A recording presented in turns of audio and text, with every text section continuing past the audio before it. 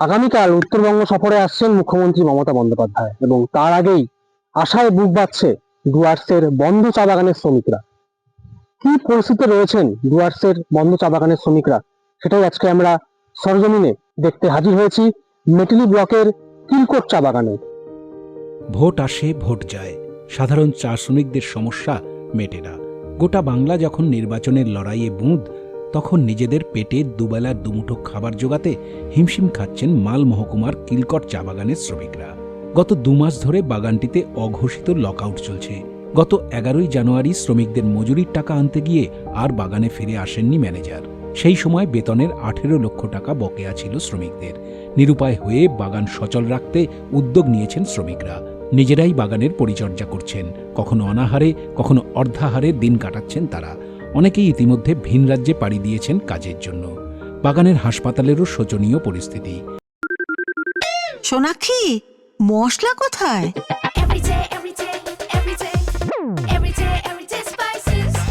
Everyday মশলা, দেশের স্বাদ। চিকিৎসক নেই, নার্স নেই, ওষুধের সরবরাহ সম্পূর্ণ বন্ধ।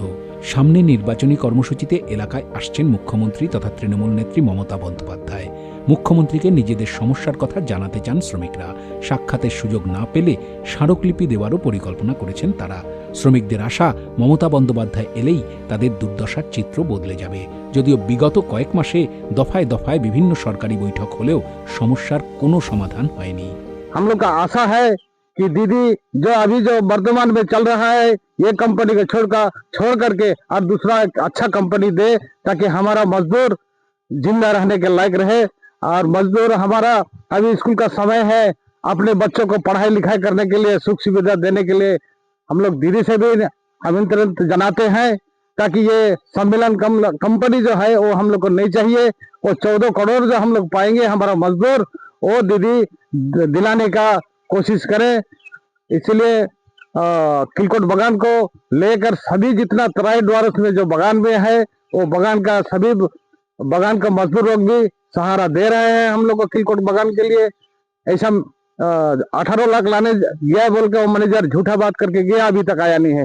मैनेजर को हम लोग नहीं खुदाया है, वो अपने भागा है। दीदी पहले तो आपका नाम जाना। मेरा नाम निशा उरांव है।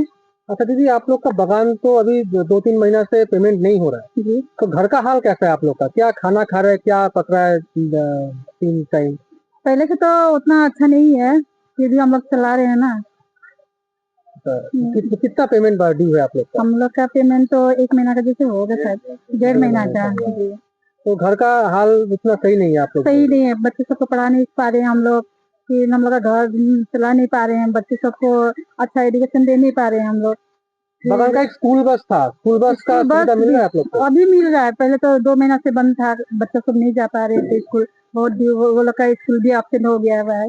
बागान का अस्पताल देखा कि बहुत खराब है। हॉस्पिटल तो और भी मतलब खराब है हम लोग का, कारण ना कोई मेडिसिन पाता है ना कुछ भी नहीं, कोई सुविधा ही नहीं है यहाँ पर। आदमी जो बीमारी होता है ना, उसको यहाँ किलकोट से चालसा पहुँचाते हैं, वहाँ से माल बाजार मेडिसिन ही नहीं मिलता है हम लोग का यहाँ। हम लोग चाह रहे हैं कि हम लोग का बागान जो अच्छा देखेगा, जो चला सकता है वही चाहिए हम लोग का, दूसरा कोई नहीं चाहिए। जो इसे कमजोरी वाला नहीं चाहिए हम लोग को, जो 2 दिन कमाएगा तो 2 दिन का बंद करके पेमेंट करता ही नहीं है।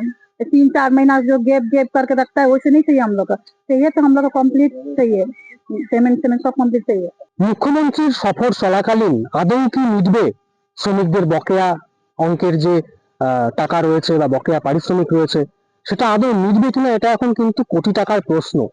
তবে যেটা আমরা জানতে পেরেছি, মুখ্যমন্ত্রী উত্তরবঙ্গ সফর চলাকালীন শিলিগুড়িতে একটি উচ্চ পর্যায়ের বৈঠক হওয়ার কথা রয়েছে শ্রমিক ভবনে।